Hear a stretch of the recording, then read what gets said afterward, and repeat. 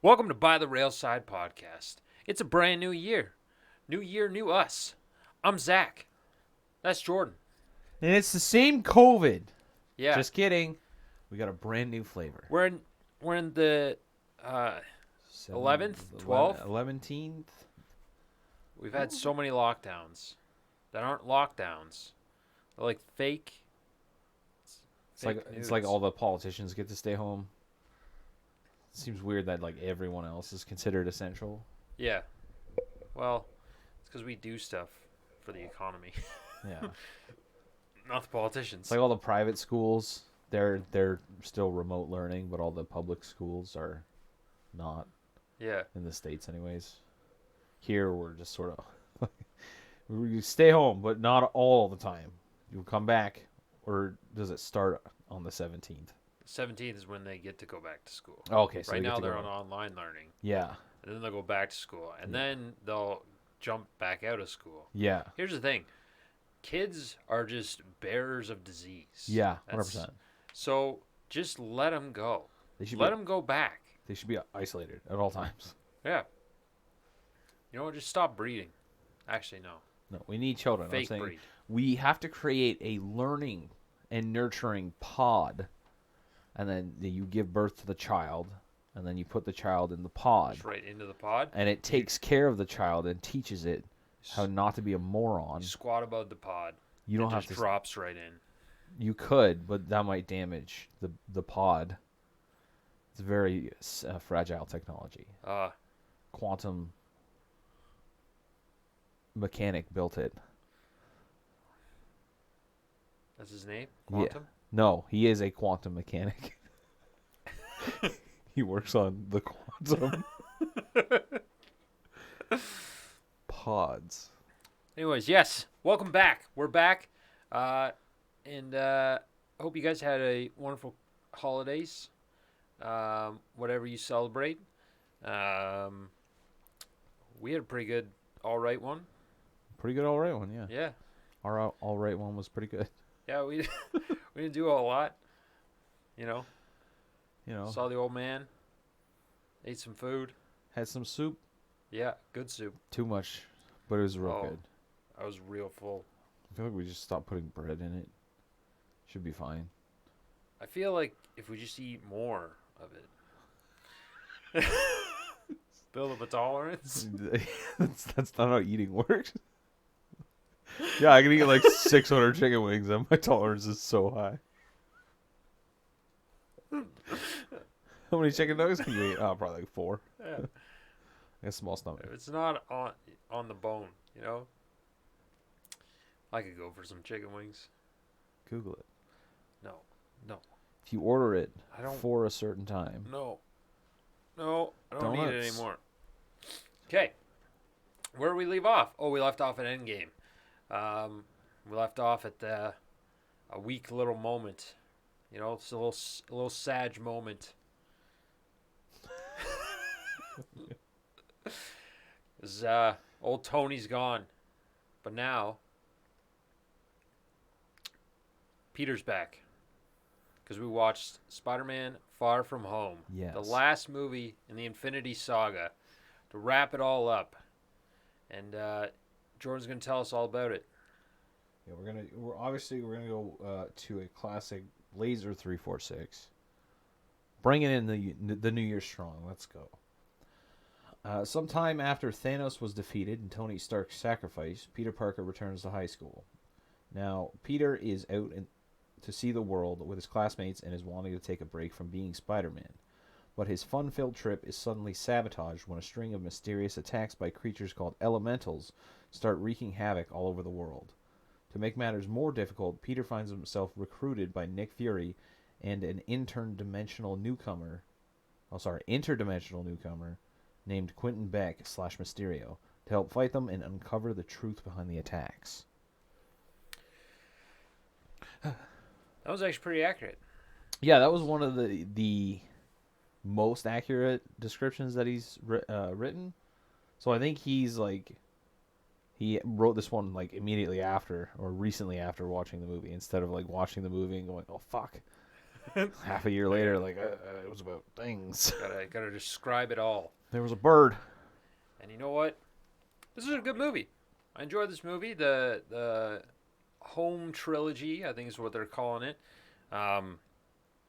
By the way, if it's safe to do so, go and see Spider-Man No Way Home, because goddamn, so good. There's spoilers out there everywhere, so we'll issue a spoiler warning now, and we're going to talk about it a little bit later in the podcast. So if you don't want to listen to it, just keep your ears in and then turn it off when we say Spider-Man No Way Home.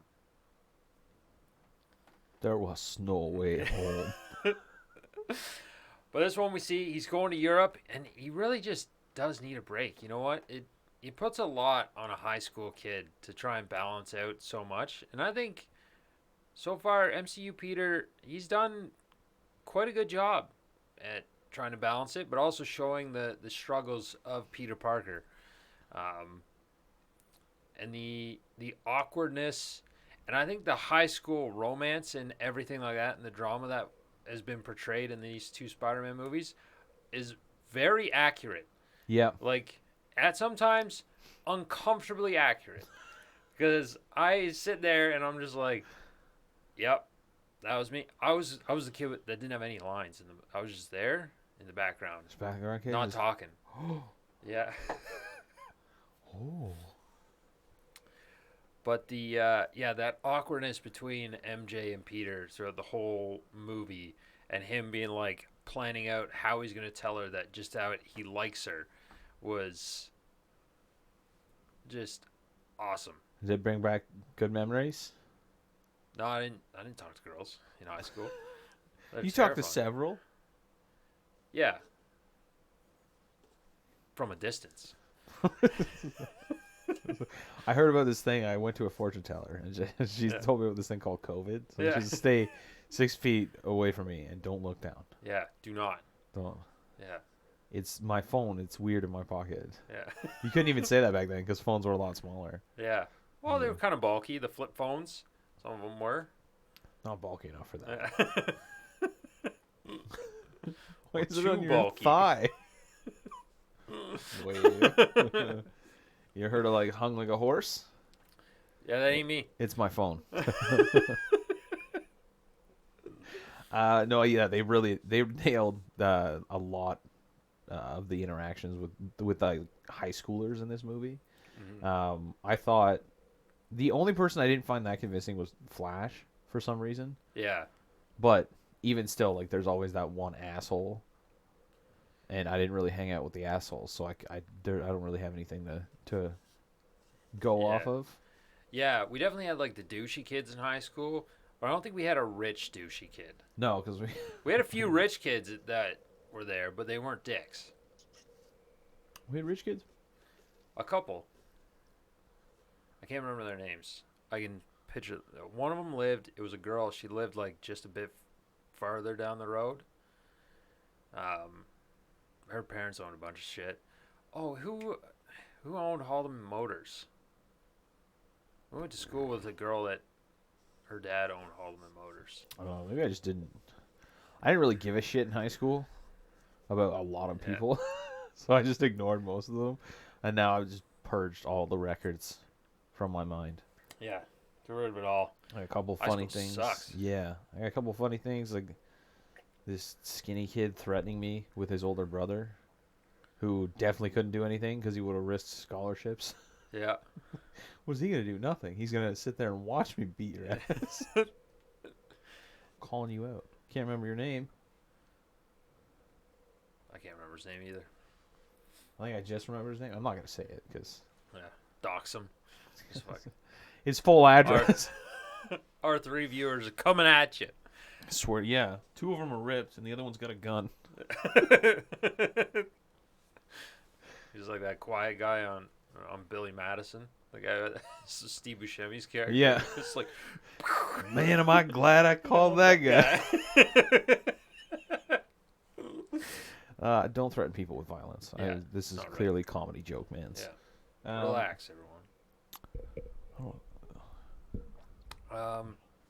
But yeah, the intro to the film, You get a little Homage. hint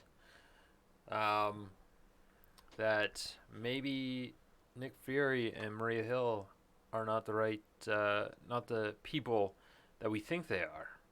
Because she calls him Nick, and you find out in Captain Marvel, way at the beginning, the second movie we watched, that everyone calls him Fury, even his mom. Fury. Yeah. And then she calls him Nick, and they're fighting off this elemental, and you get introduced to Mysterio.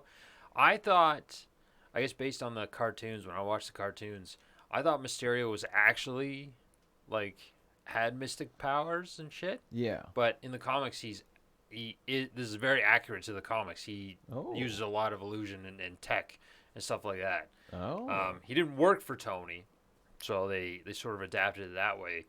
But he was a guy in Hollywood that did a lot of the tech stuff and the illusions in that in the movies. And then he wanted to be more famous, so then he became Mysterio. Oh, okay, makes sense. So I guess similar powers and stuff like that. Well, I guess powers. Yeah.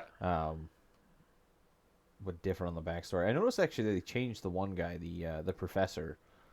I'm pretty sure that guy wasn't the one that was getting screamed at by Obadiah in Iron Man. No. I don't think it was. It again to double check. But They edited it very well, but I'm like 99% sure it's not the same guy. Yeah. I mean, that would be like one of my biggest gripes about the movie. But even still, I can't complain too much because they went back and used that footage and edited that guy in super well. Yeah, and they edited in Jake Gyllenhaal too into when he was talking about the barf glasses, what he used that hall Oh, at, yeah. and edited him into the beginning of Civil War, which was really well done. A lot of the editing and the effects in this I found were really good. Again, I have issues with the Spidey suit looking too CGI. Yeah. Like they put too much work. Like they make the suits, they wear these suits, but then you give it too much of a gloss and it just looks off compared to the rest of the stuff. But yeah, it was all the effects were really done, especially the animation with all the elementals. Oh, yeah. I think they could have. I don't know, just the concept of the villain. I guess it seemed too basic for me. Like the concept of the elementals, they were just like, well, we just call them elementals. Mm-hmm. Like, okay, like do a cooler name. Yeah. than just something that's been so overused. Anytime you see like in either games or movies or anything that has to do with like air, fire, water, earth, like it's usually elementals, which I get is the easy way to go because they're elements. Yeah. But give them something cooler. Give him like a name. I want the fire guy to be like on Hercules, the when he unlocks the Titans, or no, it wasn't the Titans. The cartoon Hercules. I wanted to look like that guy. Fuck, I can't remember. He was just basically like a blob. The magma blob Yeah. guy. Yeah, no, those were Titans. Yeah, so give him that name. I guess you couldn't because Thanos is the Mad Titan. But Yeah, well, because he's supposed to be like he's claiming to be from another Earth. yeah, So like a multi-dimensional Earth. So it would be reasonable that it would be something along the lines of elementals, like I don't know, Ella demons or some shit like that. yeah, I can't think of something off the top of my head. yeah. Elementals just doesn't play well. It seemed too simple. Yeah, but then again, like trying to think of another name for these things is difficult. Mm-hmm. Like you could the Essential Four. Yeah. Yo, the Base Four. Yeah. The Base Boys. I don't know. The Bad Base Boys. It's the second drop of multiverse though before we actually get into it later on in the MCU. Yeah. So I wonder if they actually had like full on plans to do that, or they were just kind of like opening possible doors, leaving certain doors open to come in, because the Ancient One brought it up in Doctor Strange, and then it comes up again here, just as it's faking, but it actually has some truth to it. Yeah. And if you go and spoiler alert, and follow this movie straight into No Way Home. I like how they did that actually, because like just watching to the end of this movie, I feel like it would transition directly into it. Yeah, it's like that the Infinity War Endgame thing, where if you wanted, you could edit them together and it would flow nice. I think there was like a few slight changes, but it was just like, oh, one guy's shirt was white instead of like pink or something like that. So, and then the ending of this one, where I'm gonna just comment around it. The J. Jonah Jameson, I guess cameo, but I mean, introduction.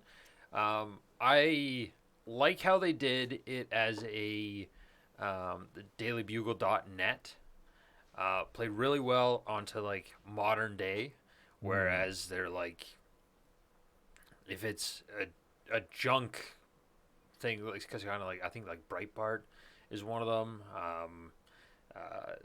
There's a few other ones that are just like the right wing almost. Oh, okay. And that's what this one sort of plays off as, is like the InfoWars. Yeah, InfoWars. J. Jonah Jameson is the Alex Jones of the MCU. Peter Parker, Spider-Man, coming up at 6. The water's making the freaking frogs gay. And I was so happy in interviews for No Way Home. What's his name? The actor. I can't remember the actor's name. Jimbo. We're just looking it up now. J.K. Simmons. That's what it is. Yes. He was really bummed once the Sam Raimi trilogy ended, because he loved playing. He actually loved playing the character, and it shows. It's almost like he just picked up right from either where he was, at least in character, or it looks like a good variant of him for this universe, because he's not really the same as you see in like other ones, like Kingpin coming in for the Hawkeye series. Yeah. It's literally the exact same Kingpin, and I actually found out that like Feige only wanted Vincent D'Onofrio as Kingpin. Oh, really? After his So I don't know how many actors there have actually been where they didn't need to audition. I know for sure it's going to be that guy, Vincent D'Onofrio as Kingpin. I can't think of his name. Why am I so bad with names today? I don't know. Did you do drugs? No. Oh, you need more.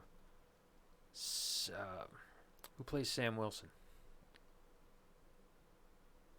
Fuck, I don't know. Anthony Mackie? Anthony Mackie, yeah. So they went after Anthony Mackie for Sam Wilson to play Falcon. Yeah. He didn't have to audition or anything like that. So. Oh, nice. Yeah, so it's one of those things where you're just like, either some of the people that audition, because I think like Chris Pratt went for Captain America. Okay. And instead they were just like, all right, they saved the tapes and they're like, hey, what about this guy? I like when they actually have like a group that they're like, I think you'll definitely fit, and we want you in the universe. We just got to find the character for you. Yeah, because a lot of times, like, honestly, Chris Pratt, I don't think would have done a good job as Captain America. No. Chris Evans fucking killed it in every way, shape, and form. Like, there's undisputed champion. He is Captain America. Yeah. The Steve Rogers Captain America, I should say. I don't want to. Don't come at me. Yeah. and like Tony Stark is also like solidified in that character. Chris Pratt, it just couldn't do it. Like Star Lord, yes, he's played a great Star Lord. I haven't read the comics and everything, but I guess like based on what I've seen from a few pieces of like media and video games, he's fairly accurate to the character. Yeah. He's like he's an airhead. Mm-hmm. But he's also got that little Chris Pratt twang that he throws on pretty much everything that he does. Yeah. Um, Can't wait for the Mario. God, I'm so excited. He's not an Italian Mario though. It's not? No, he's not doing an accent or anything. Oh, okay. I thought he was gonna do like a Brooklyn accent, like the old TV show and movies. The classic Mario, the true Mario. Yeah. But yeah, and then other ones that like for this movie specifically, the Tom Holland, Jacob Batalon, I think his name is, for Ned, and then Zendaya for MJ, the teachers, even the like all the classrooms, the Flash Thompson, I can see the gripes because he's supposed to be like he's more like a physical bully in the comics, but I think with the direction that they went in, especially for a lot of these movies, is to modernize the characters and the stories and everything in them. Mm-hmm. So as a character for the MCU, Flash Thompson, he actually is pretty good, especially for bullying, because I don't really think there's like maybe there is a lot of physical bullying, but I think nowadays it's more very the cyber, but it's also like mental and emotional. Like you degrade them with your words instead of beating the shit out of them. If you don't leave marks, it's a lot easier to get away with it. Yeah, right? I didn't say that. Yeah, you got no Flash proof. records everything. Yeah, but then he just edits the footage later. Yeah. He's like, yeah, no, I didn't call him Penis Parker. Like, why does it cut out every time you say his first name? I don't know. I'm one of the people that has gripes with Flash Thompson, but it's because I guess every other iteration of Flash Thompson, it's always been like the high school jock bully. Yeah. Whereas they don't really take that route with this one. They show a little bit. The reason I think I would prefer it is because it tends to show the difference with Peter Parker. So like before and after he gets bit by the spider. Although with this one you don't see the before, because you know the story, you know the before, you know what happens. Yeah. So I think that character was largely used as a way to show the difference, because like Peter dodging Flash's punch in the Tobey Maguire Spider-Man, and Andrew Garfield just completely fucking destroying a basketball hoop. Yeah. And jumping over Flash Thompson. Sorry. While doing that. So you didn't really get to see that. And he's not really that much of a bully. Like, he's just a rich prick. Yeah. Pretty much. I don't know if they would have to, like, up the rating, but I want some accurate fucking bullying. Like, throw some slurs at this kid. Yeah. 100% you would. Yeah. Or, like, call him a colonizer. Do something like that. He wasn't a bully to me. That's not, like, I've experienced bullying. Yeah. And that's not it. that would, like, someone calling me Penis Parker, I don't think that would, like, send me crying every night. Yeah. You know? And it didn't really affect Peter in a way, or at least he didn't show it, which I think almost that shows the difference rather than the physicality, whereas Peter is, so far, he's a natural good person. Like he knows the right from wrongs. He knows, like, he's been taught that throughout his whole life. Mm-hmm. And so it's almost like he just accepts Flash for that and just sort of takes it, because he's like, I can't really, you heard in Civil War, he's just like, I was this before, and then I was this. Like, I didn't do that before, so I can't do it now.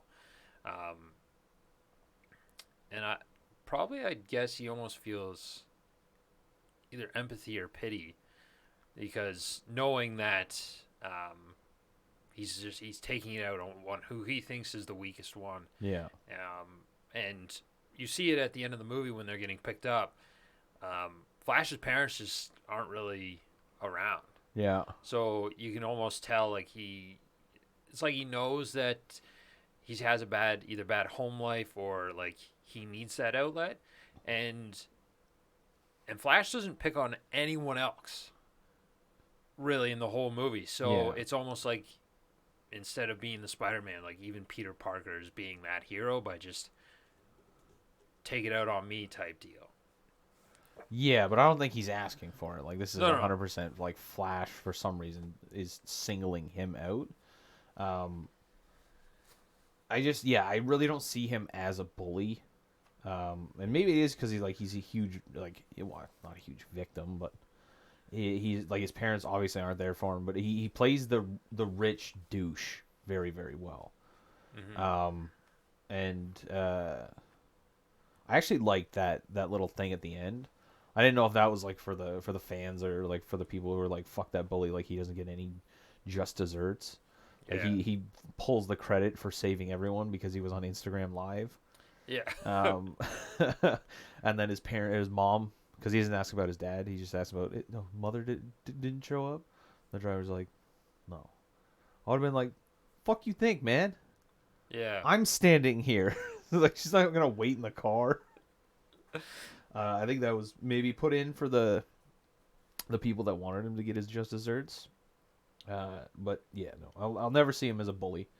Cocky rich asshole, 100%. And I think all of the actors did a fantastic job. Like, they somehow got enough people that I'm assuming were legal age, but they still looked like high schoolers. Yeah, and it's not. Yeah, it wasn't like the 90s and early 2000s high schoolers where just like, where like not another teen movie where Chris Evans is playing the high school, and you're just like, You're 30. no one. Yeah. No one looked like that in high school. I Like, see your 5 o'clock shadow. There was like 4 kids with a beard, and only one of them was a full beard. yeah. I also think that they handled the explanation of what happened in Infinity War and Endgame pretty well in that little mini news saga that they did right at the beginning of the movie. Yeah. I think a lot of people were kind of upset by it, but it helped wrap up everything and give explanations on why people are going to look slightly different, and then just jump right into the movie. Sort of the same as how they did, like, the intro to Peter getting his his powers. It was just how he got his Parkers. Hi, my name's Peter, and this is how I got my Parkers. He just starts shaking. I'm in Spider-Man. But yeah, it was just sort of like quick, well written, and then get into the movie. So instead of spending 20 minutes or just a fucking PowerPoint presentation in a montage type deal, it was nice to jump right in. And those little news things, the chick that plays Betty, like, that character is unreal. Yeah. And the fact that they start her and Ned just was like, yeah, I'm boyfriend and girlfriend now. After a 9-hour flight, they're just like, yeah, let's do this. I love how it starts too. Like, Peter wants to sit beside MJ. Yeah. And then the teacher's just like, nope, we got to take this very seriously. Yeah. It's like, I've had children die on my watch before. Never again. Everything is 100% red alert.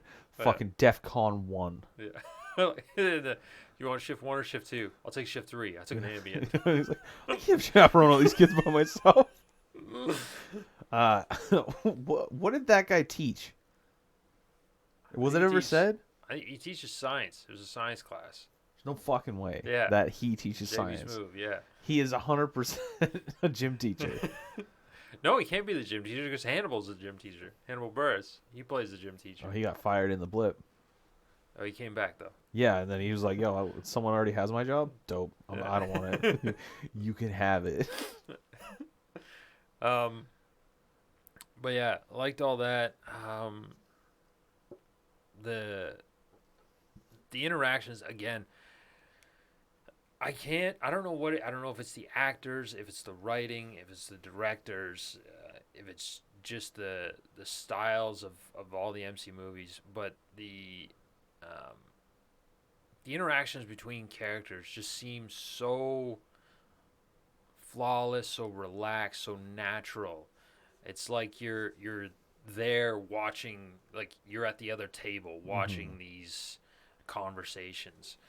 Um, Probably because they're all friends in real life and stuff like that too. But even when you bring in like the newcomers, like the interactions between Jake Gyllenhaal's Quentin Beck and Tom Holland, where it just seemed the back and forth seemed so well done.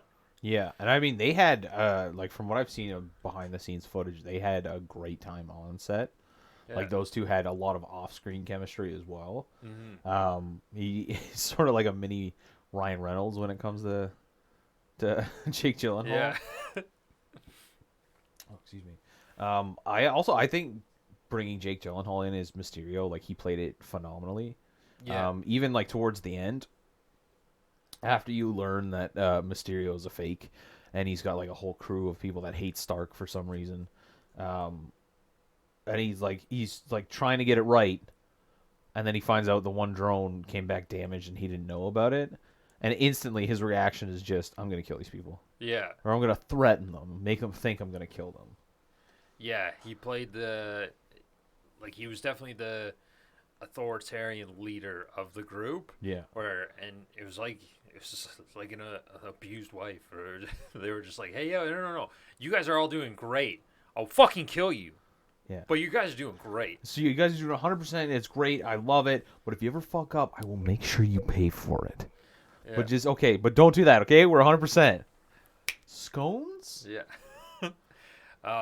yeah. His acting in this, the villain of Mysterio, and his drive just to try and either be the best or be the next superhero, and then, which is crazy to me because if there was a real threat, what would have happened? Like, I guess you just use the drones to shoot, but there's like, hey, this guy was shooting lasers. Well, there's a bunch of bullet holes Well, in no. this fucking orc. Some of them Like, have laser. I guess, yeah, So I guess you just have to cast a different spell. Like yeah, I'm using the dark magic we're not supposed to use. Fuck. We'll shoot lasers out of my eyes. Just two drones in your face the whole time. What the fuck? You guys smell it? I don't know if they're eco drones or not. Like they burn diesel, nah, all solar powered. biodiesel. Um, They stop off at KFC to fuel up. Even the suit was seemed pretty accurate to the comics too. Mm-hmm. It was really well done.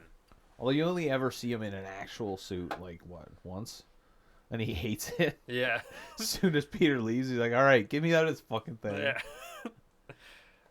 Uh, I don't. That scene bugged me a bit because they're just like Quentin Beck. Sure, whatever. You're in this bar. You take your helmet off. Cool. But Peter, who is now the European Night Monkey, Yep. and he just like wears this thing and takes off the mask, even though and there's people around who he thinks are real, Yeah. and you're just like unmasking in this random bar. That part, I was just like, that makes no sense. Like, I would figure you would change, either go with your street clothes or something. People aren't gonna be like, huh, that guy's not wearing a mask. He's got the same bottom half as the Night Monkey, but the mask is off. Can't be the Night Monkey. What's that bulge in his pocket? Yeah. It's like the bottom of a mask poking out of there. I didn't have an issue with it because the way I looked at it was like, it was showing how much Peter already trusted Beck when he definitely shouldn't, because he just got him to go like to a random bar in Europe Yeah. and demask in front of all these people. But I guess there might have been some vitriol that we missed, like something that they cut out. Be like, hey, let's go to a bar. I know a place. Like just adding that in would have taken away, I think, a lot of people's issues with it, because then it's like, okay, maybe it's like a secret bar where everyone's his companion. Yeah. But I think like the whole, I'm just getting reminded that Nick Fury's a fucking green alien. Skrull. Yeah. It's very evident throughout the entire movie. Like the biggest one, I think, is him not knowing about Beck. I feel like if there was an interdimensional being on your planet that could do, like, supposedly do what he does, Nick Fury would know about it. Oh, 100%. And even though he's just like, oh, I lost everything, he also seemed super aggressive towards Peter, which I got, like, it definitely helps build up the character of Spider-Man and builds up that inner conflict that he has between Peter Parker and Spider-Man. Mm-hmm. And having to make these choices and knowing that he has to choose Spider-Man. Like, the right thing is to choose Spider-Man, but you still want that life. But Nick Fury was just like, he was like, you're a fucking piece of shit. If you, like, you want to go have fun with your friends? You're trash. You're trash, kid. Which I guess makes more sense that he's a Skrull, because he doesn't want to call anyone. Because I feel like if he had to call the Avengers, they would have been able to pick him out in a minute. Yeah. So, like, because all they have to do is wait for fucking Hill to come around and be like, hey, Nick, something ain't right. Yeah. And he obviously didn't want to call Fury. Does he call him, or does he send him a message at the end? I think he's calling him. Okay, and then Fury just like hangs up halfway through the call. Yeah. That was the most baller shit in the world. And that's going to be, like, that's leading into a setup for Secret Wars, which is coming, I don't know if it's coming out this year. It's a secret. Possibly next year. I know Emily Clark is in it. Obviously Nick Fury, and then all the Skrulls. But there's actually, I think, quite a bit of Marvel content coming out this year. They pushed back Morbius again, which is unfortunate. Not that I could go out to go see it in the movies, but it's unfortunate that they did. Even though a lot of people are there. There's so many people that are mad about this movie. There's like, why is this guy getting a solo movie? I think there was a comment that was on one of the Marvel TikToks that I was watching. It was just like, who is this guy? Like, he is no one.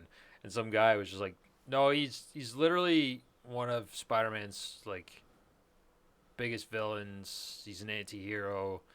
He's been in the comics since the 70s. Like, and it's true. Really, like, I'd heard Morbius. Yeah. I didn't know the character fully, just because I wasn't super into the comics. I think I saw him maybe a couple times on, like, the cartoon. Oh, true. Spider-Man. But I'm excited because it's another movie for. We're both doing it. It's another movie for a character that's not as well known, and people thought that Iron Man would flop, Captain America would flop, just because their characters known, but they're never been, like, as popular, like the X-Men or Spider-Man or anything like that. So I'm excited to learn more about this character through this. I really feel like Jared Leto will do a decent job. Like, so far through the trailers, it looks pretty good. Yeah. You definitely can't judge it off the trailers, because, like, a lot of time, most of the time now, it's like they show the best parts. Mm-hmm. I hope they haven't shown, like, the entire plot of the movie. I mean, it seems pretty sparse on details for the most part, which I enjoy. Yeah. One of my biggest pet peeves about trailers, and a big reason why I stopped watching them, is because it seemed like every single trailer for a movie was like, okay, we need to show the best parts about the movie, which are, like, the key plot points. and so I could gauge the entire movie from watching a 3-minute trailer. Yeah. Which no, there's no point. Like, at least let me watch the movie on 2 times speed. That gives me at least an hour of enjoyment most times. Yeah. Sometimes 45 minutes. I think the only trouble that's going to be is in the first trailer, you see Adrian Toomes, Michael Keaton's Vulture, like, hey, Doc, how's it going? So those two meet up there. Yeah. So you figure he's in the MCU universe. But then in the second trailer, he says, we are Venom. Yeah. As like a little joke. So then he's obviously in that universe. But we don't know. Like, Eddie Brock is not in Tom Holland's universe. Mm-hmm. Because you see that at the end of Venom, Let There Be Carnage, that he gets, like, warped in because of the events from the third Spider-Man movie. So I think they might be trying to do a little bit too much for connectivity, but I still think it's going to be an enjoyable film. And then you get Doctor Strange 2's coming out, Multiverse of Madness, which, based on the little trailer that they had, is going to connect very much to the What If series, which is dope. I think someone made a comment. They're like, yeah, they should do a portal scene like they did in Endgame, but for Multiverse of Madness. And then Chris Evans' character comes out, and everyone's like, oh my God, Captain America. And then he just yells, flame on. And takes off as Johnny Storm. That would be fantastic. I would really like to see that. Yeah, because so far it looks like Marvel's trying, or at least the MCU is trying very hard to, or not very hard, but like connecting as many dots as they can to previous Marvel iterations, especially with the acquisition of Fox and stuff like that. Oh, true, yeah. And then with the Netflix series and stuff, which is really cool. And I like that they're doing it because it sort of honors those characters in those past movies, and then helps us, or not really helps, but brings us back to what started our enjoyment of the Marvel movies. Because originally the Spider-Man movies and the X-Men movies were like, was your go-to. Yeah. For Marvel stuff. The Punisher movies were like, they were decent, but they weren't anything to write home about. I think even like the newest Fantastic Four was real not great.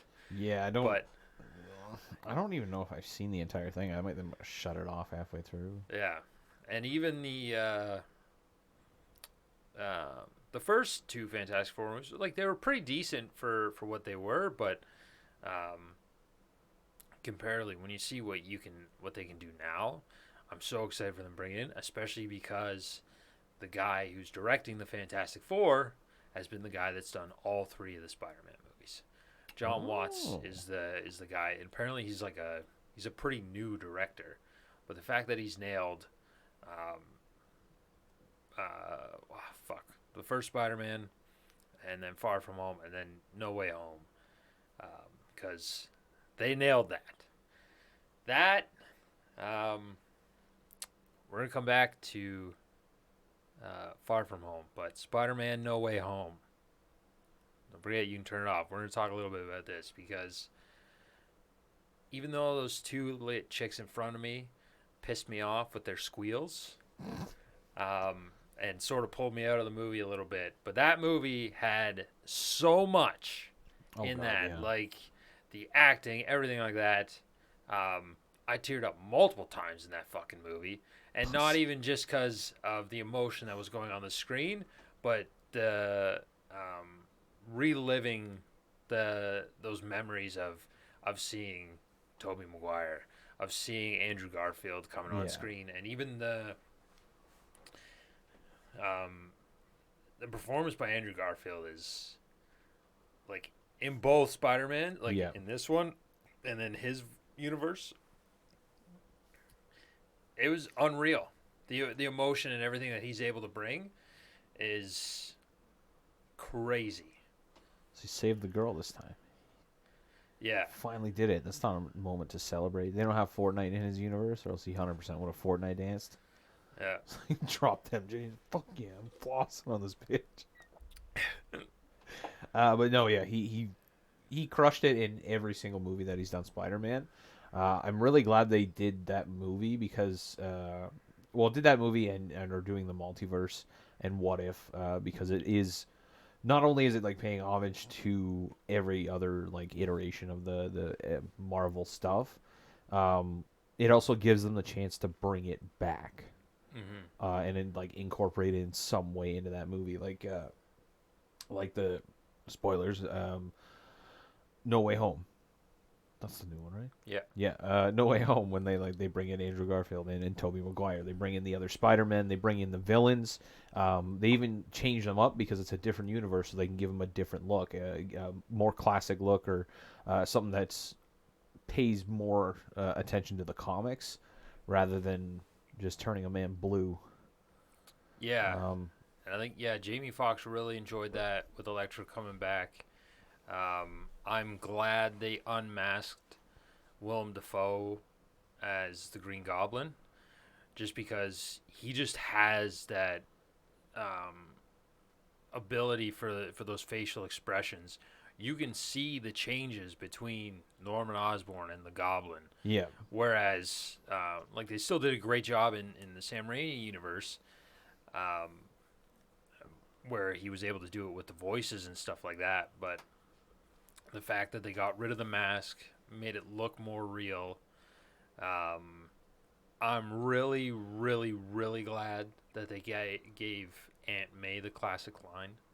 Yeah. And how she was just like she fought through, and then she needed to make sure that he knew, like, hey, let's, like, this is your job, still do it, like, you are doing well, and it's almost like a proud of you moment. Yeah. But I think she's always been on like Peter's side. Like, as soon as she found out that he was Spider-Man, I think her opinion kind of flipped. You don't really get to see her opinion, but I think there's like little hints in the first movie where she's not his biggest fan. But then, like, yeah, she's 100% Team Spider-Man. Like, we'll support him with whatever.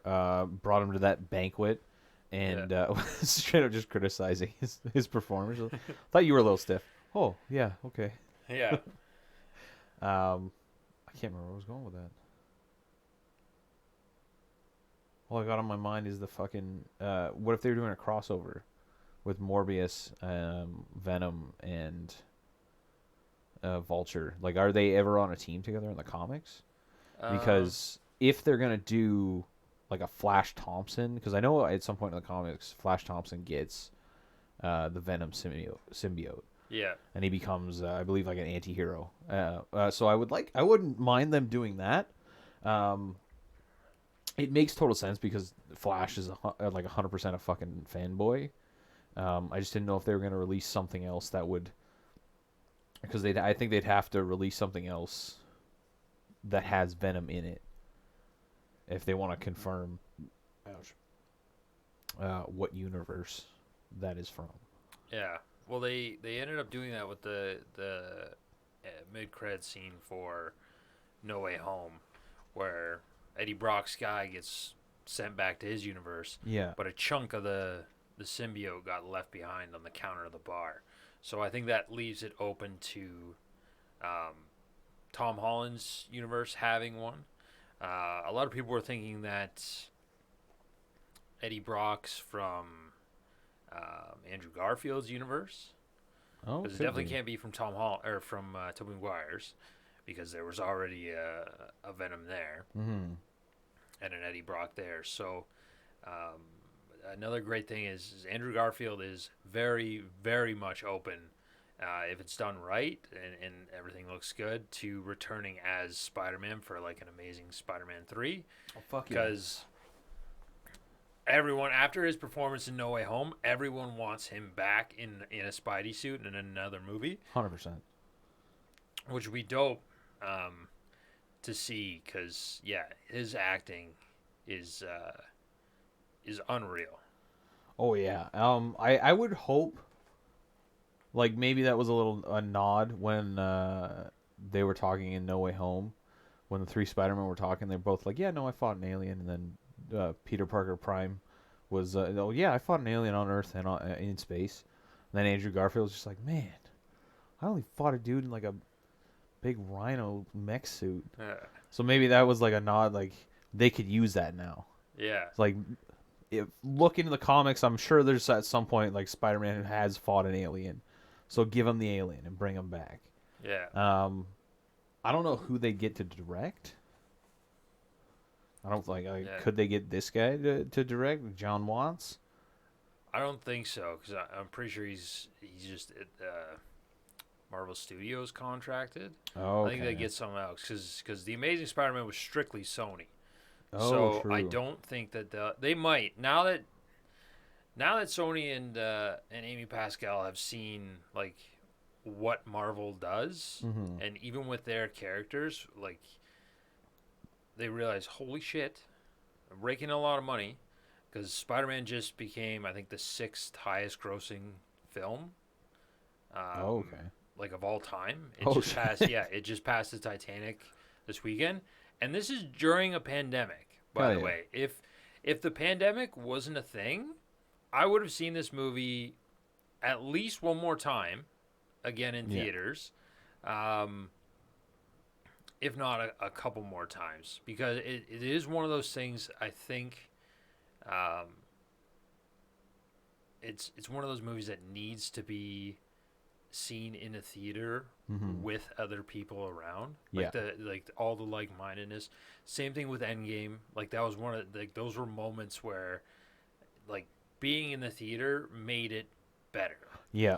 And there's not too many movies like I will say like I really enjoy staying home. I've got like good sound system, TV, everything like that to watch these movies.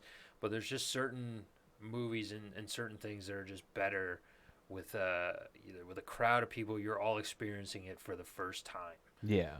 I will say I kind of like I definitely enjoyed the shit like out of Spider-Man No Way Home. But I would have liked more energy. I don't know if it was like the day or the time that we went.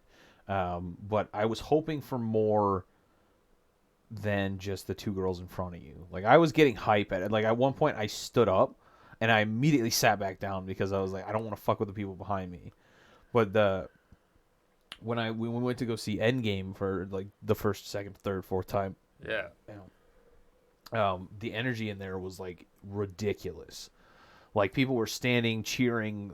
Everything was going on in the theater, and it never. I don't think anyone had an issue with it because everyone was doing the same shit. Yeah. Like as long as you weren't interrupting someone else's viewing, which almost never happened because every time there was a moment that made like one person stand up, almost everyone was standing up. Yeah. So I would have liked more of that, but it is understandable. Like we're not in a huge city. It is the middle of a pandemic, and we went on a weird day. Yeah. It was like 11 o'clock on a Sunday. Yeah, if we went like a nighttime show, I think any day of the week, there would have been more people like that, but then there would have been more people, and I would have been like mostly focused on people like you're not wearing your fucking mask right. You're not wearing your mask right. Yeah. But if you guys get a chance, if you're able to, go see it in theaters. If not, like wait for it to come out on a streaming service or something like that, and just watch the film, get immersed in it, because it's a great ending to the home trilogy. And they left it off where he, going forward, he doesn't need a supporting Avenger in his movies anymore. Yeah, I feel like they've nailed it so that he can do his own thing. Deadpool crossover. Oh, he'll definitely pop in there, I think, especially with Ryan Reynolds coming in. Here's my new headcanon, all right? So, Peter, spoilers obviously ahead. Peter, he made it so that everyone forgets who Peter Parker is. But maybe Deadpool, like through hacking into like the Avengers servers or whatever you want to say, already knows about him. But since he's got auto healing, his memory just stays intact forever. Like fuck magic. Yeah. That shit has no effect on Deadpool or his memory anyways because he just heals. So then he just comes around. He's like, "Hey, you're Peter Parker, right?" He's just like, "What? No," and that's how it starts. Yeah. Because like there's a huge bromance between Deadpool and Spider-Man. Well, there's a huge love from Deadpool onto Spider-Man in the comics. Yeah. And I want to see them like explore that relationship because I think like the screen chemistry between Tom Holland and Ryan Reynolds would be amazing. But they can't bring back Jake Gyllenhaal. No. If they had all three of them in the movie, oh god. Yeah, that would be. It would make so much money, like because the guys would go for several reasons. One being the comedy, two being Ryan Reynolds, and then the women would go for Ryan Reynolds, and I'm assuming Tom Holland and Jake Gyllenhaal will probably get plenty of people. Yeah. You know, moist. Yeah, I'm excited to see how they write in Deadpool. I think the way Deadpool 2 left off gives them a great opening for it, just because of the stuff that they're already doing with time travel variants and stuff like that. I'm excited to have Tom Holland continue. I keep seeing articles and it's literally just quoting like who would you like to see as your next Spider-Man? And then the article headline is just like Tom Holland chooses next Spider-Man, and I'm like, no, stop doing this to me. Yeah. And like if I see articles like I'm blocking your website. Yeah. You fucking clickbaity piece of shit. Blocking my router. Yeah.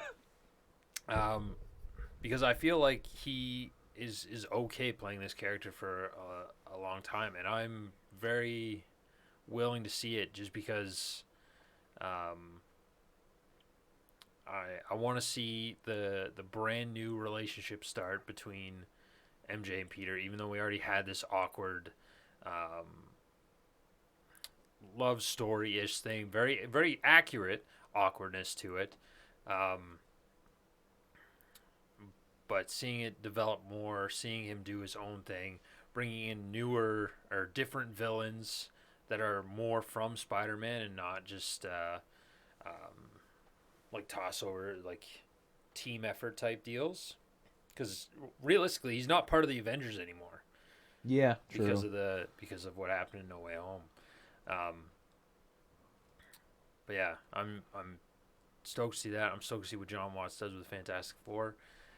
All the new Marvel stuff that's coming out. I think they're doing reshoots right now for Ms. Marvel. I think we're gonna get Moon Knight this year. I think Secret Invasion's coming out this year. Yep. She-Hulk, yeah. Another thing that happened in No Way Home is Charlie Cox's Daredevil. Confirmed. It was very quick, and he was only playing the lawyer bit. Yeah. But I think Peter knows like there's something up because, like, how did the blind lawyer, catch a brick before me, Spider-Man? Yeah. Something seems off. I love the way they handled it too. Like it was basically just shock and awe, and then back to business. Because Charlie Cox is like, "Okay, back to your case. We're just gonna ignore the fact that I caught a brick." Yeah.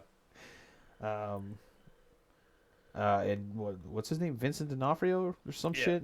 Yeah. I love how they brought, I hope they bring him in. I think they will. They had at the end of the Hawkeye episode, they actually had a end credit scene that shows his fate, but I think he'll be brought in because they're doing an Echo series as well, with the same actress and everything like that. So I think he's either going to be prominent there or possibly in the She-Hulk, and we're going to know what happened. I do know a lot of people in that Hawkeye episode when they had him in, they thought that he was like it was very odd that he was just tossing Kate Bishop. Like they seem to be have an issue with the strength shown on this version comparatively to the one Yeah. in the Netflix series.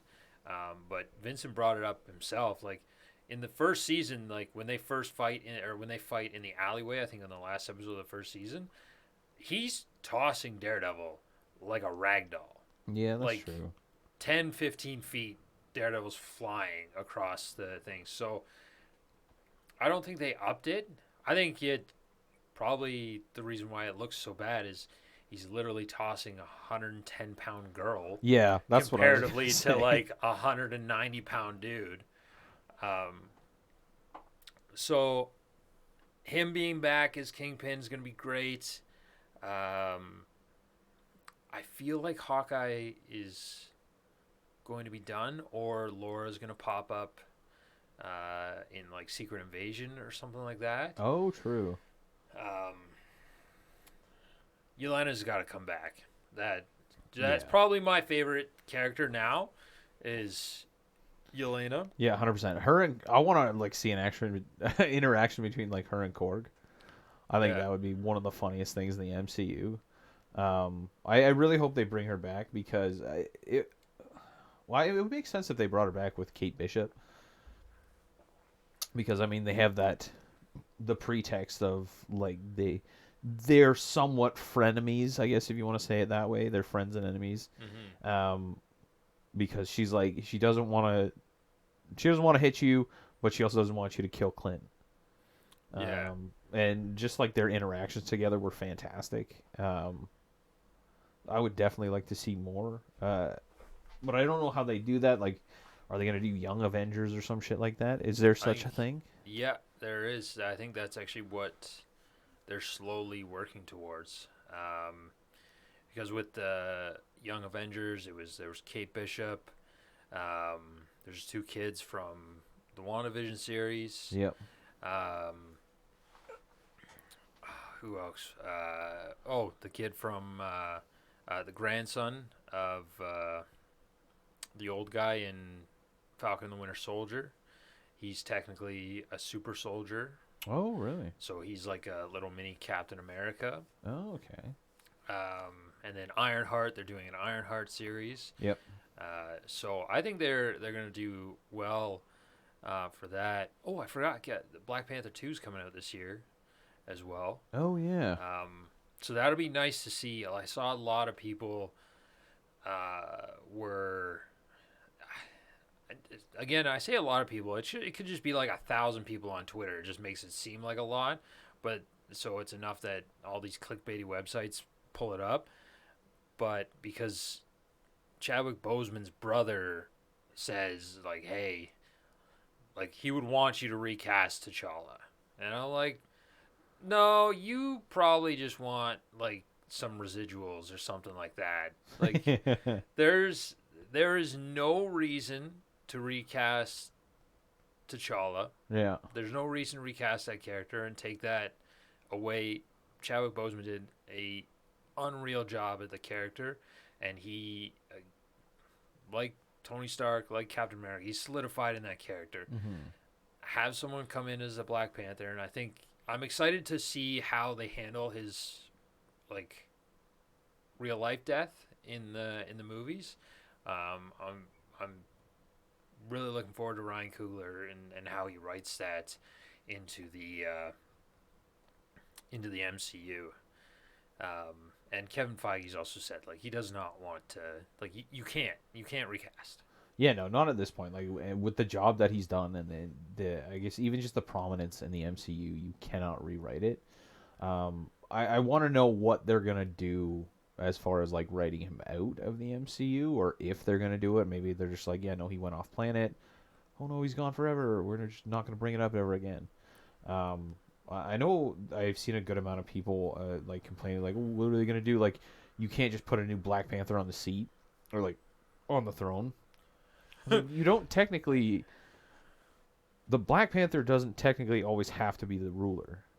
No, Because at one point, Chadwick Boseman in the first movie, he was already the Black Panther, but not the ruler of Wakanda. yeah, and in the comics, it's been the same way. Like, the things get passed down. They're just like you think he was the first Black Panther ever? No, No. in Wakanda history, it was passed down consistently. So there can always be a new one. I will be interested to see how they're gonna have the superpowers because of the first Black Panther destroying all the flowers, the heart-shaped herb. So it'll be interesting to see that and how they deal with that. But you can always find, even in the comics, like things are rewritten constantly. I think a comic series just came out where they killed off Doctor Strange, and now there's a new Sorcerer Supreme, and it's a woman, Sorcerer Supreme. Like, why do they have Ironheart? Probably because Tony's dead, or like they've had numerous Captain Americas. Like, everything can change, and so because of that, I think the movies that are based off of comics will survive well with the changes too, because that's what the comic books do. So why wouldn't the movies that are based off the comic books do the same thing? Yeah, it doesn't make sense. Yeah, and I think they even learned, like, I think they've only done a couple recasts, realistically. Yeah, I really think they've only done two. Rhodey is the only one that comes to mind. And, well, But even then, it was just... it was because he didn't want to take a pay cut. Oh, okay. I didn't know. Terrence Howard, they wanted to give Robert Downey Jr. more money. Oh, okay. Terrence Howard had the bigger paycheck in the first one because Robert Downey Jr. was considered a... High risk. Yeah. High reward, though. Yeah. So they were going to he wanted to give Robert more money for the second one and give him less. So they recast him, and then even though it's not MCU, really, the recasting of the Hulk, bringing in Ruffalo instead of Edward Norton. I think Ruffalo did a better job than Norton, to be honest. Yeah. Like he plays the... Bruce is not supposed to be some cool guy running around Brazil. Like, he's a nerd with 7 PhDs. Yeah. Like, that's who he's supposed to be. Yeah. Something that just came to my mind in the beginning of the movie that we were talking about on this podcast, they had Vision, right? But that was set 8 months after the blip. But didn't Wanda, like, freak the fuck out as soon as the blip happened? Or ended, I guess? I can't remember. Well, there was the battle, and I have to rewatch WandaVision. But there was I think there was a certain amount of time, probably, like, you rebuild, everything's like you come down. It's almost like that adrenaline rush type deal. You come down from that and then figure everything out, because in the show she went, like, the reason why she went there is because that's where Vision was going to build their home, and then that's when she lost her mind. So, okay. Yeah. Okay, yeah. So I'd want to check the timeline on that, because it just popped into my head, and I remember thinking it. I didn't write it down,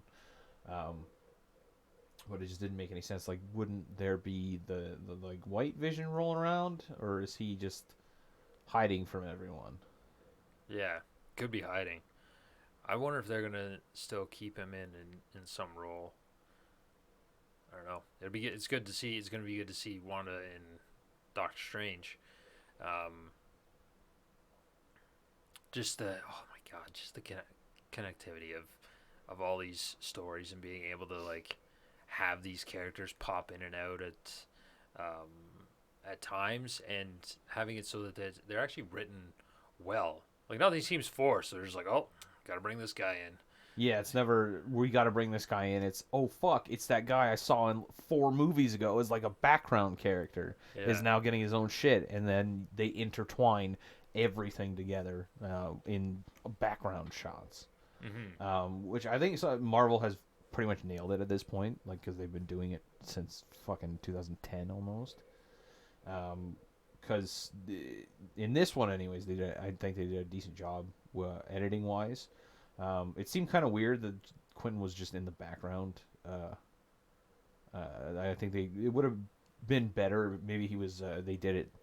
He was in the audience and just like stormed out. Yeah. Also, don't know why Tony had to rename it. Yeah, I don't. Maybe it was just like off the cuff type deal that he did that. Oh yeah, it could be. But I never even checked if this is fucking. Yeah, it's the right way. All right. Just squeeze it. You feel it. Yeah, like even like you can even see just before the water monster. I don't know if you noticed this, but just before the water elemental hit, and MJ and Peter are walking up the bridge, you actually see the writer guy like in the background, and he. Oh. So I guess to like maybe signal, hey, he's here. Do it now. Okay. Do it now. Just because, yeah, I noticed that as I walked through, I was like, oh fuck, like there's that guy, and now I don't even know if he is just a general writer or if he's actually part of like Marvel Comics, because they do bring in some of the like big time guys.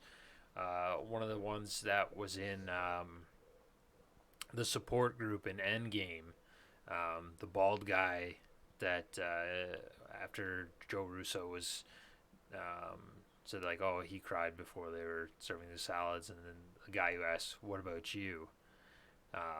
That's Jim Stalin. That guy's the creator of Thanos. Like, he's the writer of Thanos. Oh, okay. And he made the character. Mm-hmm. So it's neat little things that they do that bring in all these things, the little Easter eggs all over the place that I liked. But yeah, and there's really like, again, I think other than the bar scene, there's not too much negative stuff I can say realistically about this one. Everything flowed pretty nicely together. Comedy was good. The awkwardness and the relationships and the high school feel was there. The actors were all exceptional, and even the new guys coming in. Just, I think the only thing I like is like I want to see No Way Home again. That's one of the biggest things. I want to watch that movie again. I've almost streamed cam copies just to watch it again, even though I know I'm gonna fucking be mad the whole time. Gotta have it. Yeah, we gotta get it. I think it's the same thing as I think when The Hobbit came out. Yeah. I think when the Hobbit first came out, Jordan saw it like 23, 24 times. I saw it a bunch. Yeah. And not like there was cam copies and everything like that. He saw a good chunk of theaters, but when you get a good story and a good movie and something that hits in every single like way, it's just you want to keep watching it over and over again. Yeah, and especially the way they did the Spider-Man movies, like you can watch them consecutively, and maybe between like the first and second one there would be a little bit of a break, but like the second and third one, you could almost literally have them play back to back, and you wouldn't even know that you're like cutting into the third movie after the second one. Yeah, if you like cut out all the credits and everything. And I think that's like the Marvel addiction. Yeah. Is like you watch one of their movies and like something will remind you, or like there's a nod to another movie, or like maybe the next movie in the series, and you're like, well, fuck, now I gotta watch it. And then at times like this where they cuck you and they're like, yeah, no, we're not gonna do at home releases. We're like, but why? I will pay for it. Yeah, 100%. And it's and it's not even like like it doesn't feel like a chore, whereas like where some TV shows where like it's an itch that you have to scratch, whereas with these ones it's an itch you want to scratch. Yeah, if that makes any sense. It's just like like heroin. Yeah, tastes so good, but it's something that I feel like I need to do. It's always something that I want to do to get that closure. And I think I think after No Way Home, and then obviously with this one, I think Spider-Man is probably my favorite out of the heroes so far. That we've seen so far. Yeah. Like Deadpool comedy wise and stuff like that, but I think overall, the experiences and everything else, I think Spider-Man is the favorite that, and I think it's a favorite for a lot of people. But for the MCU for sure, Spider-Man hero, Peter Parker person, that's my favorite character and hero. Well, Marvel, I'd say honestly, Deadpool's got to be my like number one favorite. But I think Spider-Man and Peter Parker comes in at second. And now I'm including like all the iterations of Spider-Man because like how can you not? It's Spider-Man. Yeah. I don't care if it's the amazing Spider-Man. It's the incredible Spider-Man. Like Spider-Man. It's Spider-Man. Yeah. He's definitely number two, above even Tony Stark. Yeah. Like he had too many flaws and he wasn't as relatable. Probably because I'm not a billionaire. Yeah. I relate to Peter's struggles, both on morality and mealtime. Yeah.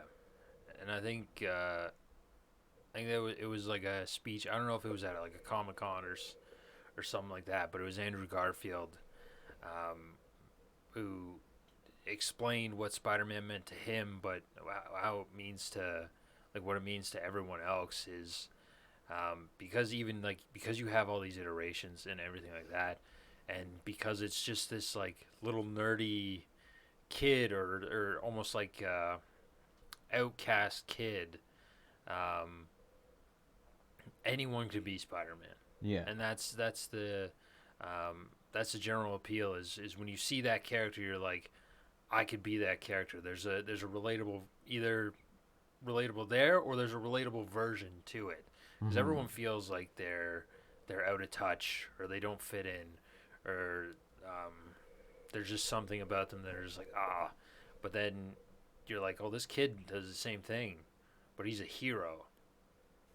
And it's all the actors that portrayed him were all great, and they just I think that's why with No Way Home and with throughout all these movies, is it brings that emotional effect to you while you're watching them, because you've lived some of these moments.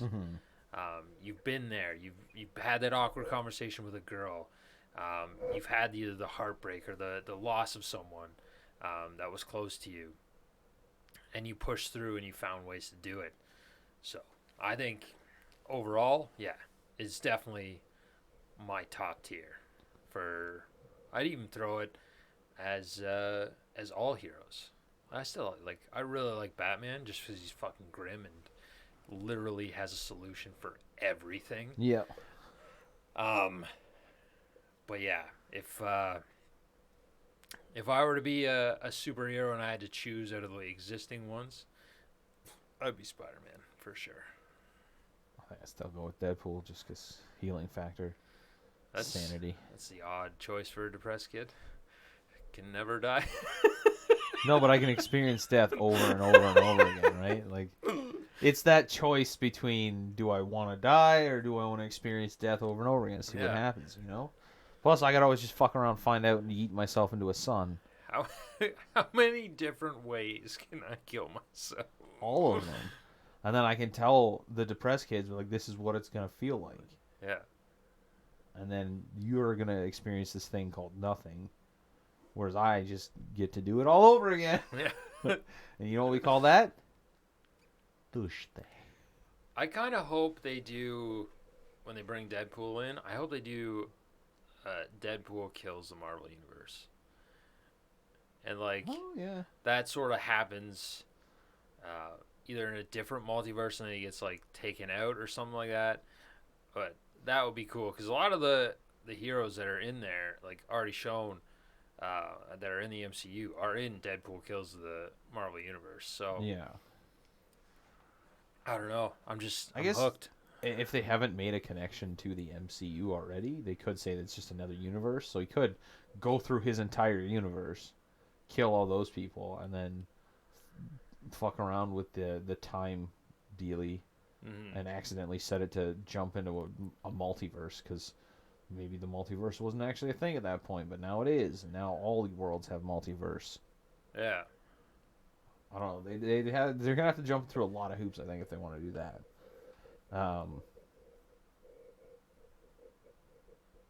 Fuck, we got real off topic on this one.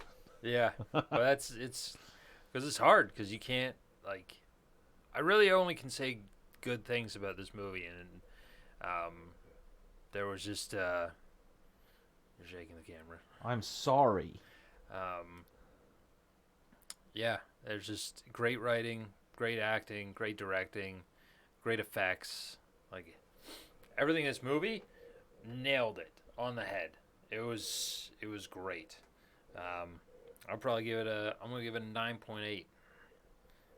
I was gonna go with a 9.9. Oh, TBH, you know. To be honest, I hate myself for saying TBH. so it's another 9.9 then. This is gonna round up for that. So this is on par with Endgame. Can't go perfect though. No. Ned ain't get no pussy. Well, we don't know. Oh, we know. He might have found that mint You think on that. Betty? Oh, she puts out. She's No a way. freak.